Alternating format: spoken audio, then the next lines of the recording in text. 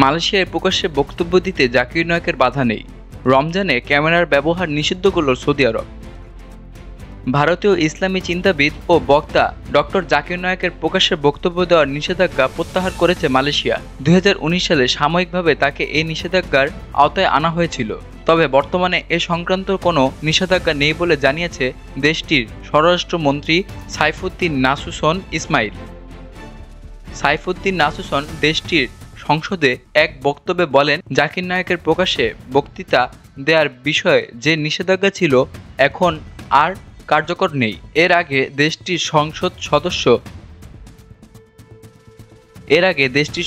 সদস্য RSN রায় এ বিষয়ে প্রশ্ন করেন, নায়েকের উপর এখনও কোনো নিষেধাজ্ঞা রয়েছে কিনা। Free Malaysia Today, Malay Mail, The Star Online সহ বেশ কয়েকটি গণমাধ্যম জানিয়েছে, স্বরাষ্ট্রমন্ত্রী সাইফুদ্দিন নাসুসন দেশটির সংসদে এক বক্তব্যে বলেন, সরকার জাকির নায়েকের প্রকাশ্যে বক্তৃতা দেওয়ার বিষয়ে কোনো বিধিনিষেধ আরোপ করেনি। 2019 সালে একটি সাময়িক নিষেধাজ্ঞা ছিল, তবে এটি এখন কার্যকর নেই। সংবাদ মাধ্যম আল জাজিরা জানিয়েছে, ভারতের মুম্বাইয়ে জন্ম নেওয়া ইসলামী এই ধর্মপ্রচারক অর্থ পাচার এবং বিদ্বেষমূলক বক্তৃতার মাধ্যমে উগ্রতাকে উস্কে দেওয়ার অভিযোগে ভারতের ওয়ান্টেড তালিকায় রয়েছেন অনেক আগে থেকেই। 2019 সালে কোতাবারুতে এক ভাষণে তিনি মালয়েশিয়ার হিন্দু ও চীনা সম্প্রদায় সম্পর্কে বলেছিলেন, মালয়েশিয়ার হিন্দুরা ভারতের মুসলমানদের তুলনায় 100 গুণ বেশি অধিকার ভোগ করেন। তবুও তারা মালয়েশিয়ার সরকারকে সমর্থন করার পরিবর্তে ভারতের প্রধানমন্ত্রী নরেন্দ্র মোদীকে বেশি বিশ্বাস করে। অন্যদিকে দুবাইয়ের সব বেসরকারি স্কুলে আরবি ভাষা শিক্ষা বাধ্যতামূলক করা হয়েছে। সেখানের নলেজ ও হিউম্যান ডেভেলপমেন্ট অথরিটি এই নতুন নিয়ম চালু করেছে। বলা হয়েছে, দুবাইয়ের সব বেসরকারি স্কুল ও শৈশব কেন্দ্রগুলোতে 6 বছর বয়স পর্যন্ত শিশুদের আরবি শিক্ষা দিতে হবে। আরও জানানো হয়েছে, প্রথম ধাপে 4 থেকে 6 বছর বয়সী শিশুদের এই নীতির আওতায় নিয়ে আসা হবে। আসন্ন বছরগুলোতে আরও নতুন ধাপ ঘোষণা করা হবে। এই নীতিমালাটি শিশুদের ছোটবেলা থেকে আরবি ভাষার দক্ষতা বিকাশের সুযোগ প্রদানের জন্য তৈরি করা হয়েছে। পাশাপাশি আরবি শেখাকে মজাদার ও সাংস্কৃতিকভাবে সমৃদ্ধ করে তোলাও এর লক্ষ্য।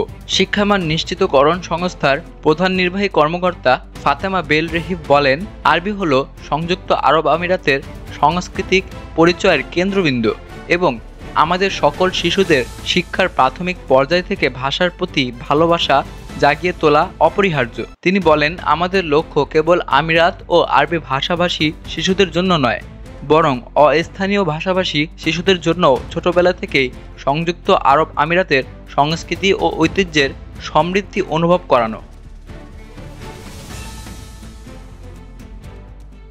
অপরদিকে রমজানে মসজিদে নামাজের সময় ছবি বা ভিডিও করা বন্ধে পদক্ষেপ নিয়েছে আরবের ইসলামী বিষয়ক মন্ত্রণালয়। বলা হয়েছে, নামাজের সময় মুসল্লি ও ইমামের ছবি বা ভিডিও করার জন্য কেউ ক্যামেরা ব্যবহার করতে পারবেন না। মন্ত্রণালয়টি জানিয়েছে, শুধু ছবি বা ভিডিও নয়, নামাজের সময় কোনো মিডিয়া লাইভ সম্প্রচারও করতে পারবে না। মন্ত্রণালয় ইমাম ও ধর্মীয় নেতাদের এই নির্দেশিকাগুলো মেনে চলার গুরুত্বের উপর জোর দিয়েছে এবং মসজিদের অভ্যন্তরে যথাযথ সাজসজ্জা ও ধর্মীয় শিষ্টাচার বজায় রাখার জন্য নির্দেশনা দেওয়া হয়েছে।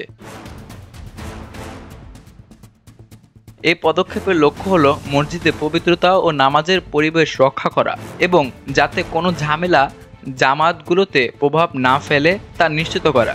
নামাজের জন্য উপযুক্ত পরিবেশ তৈরি করতে দেশটির ইসলাম বিষয়ক মন্ত্রণালয় সাধারণত প্রতি বছর রমজানের আগে এই ধরনের নির্দেশিকা জারি করে।